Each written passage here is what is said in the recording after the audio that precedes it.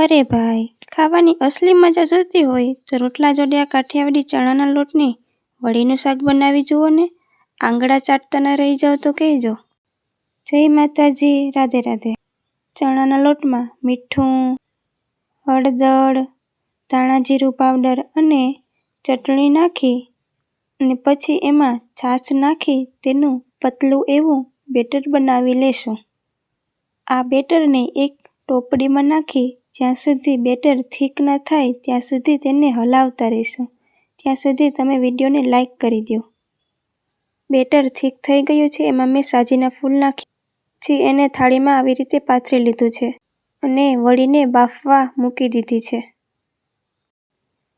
ગરમ તેલમાં રાઈ, હિંગ, જીરું, લીમડો નાખી અને પછી એમાં ડુંગળી અને ટમેટાં નાખી એનો વઘાર કરી લીધો છે. પછી એમાં હળદર અને મીઠું નાખ્યું છે. જો મેં વળીના આવી રીતે ટુકડા કરી લીધા છે.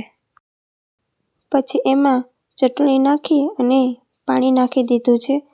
પાણી ઉકળી ગયું એટલે વળીના ટુકડા નાખી દીધા છે. એને થોડીક વાર પાકવા દઈશું. પછી એમાં ઉપરથી ગરમ મસાલો અને ધાણા જીરું પાવડર નાખી તે વળી તૈયાર છે. તમે પણ બનાવજો અને કોમેન્ટ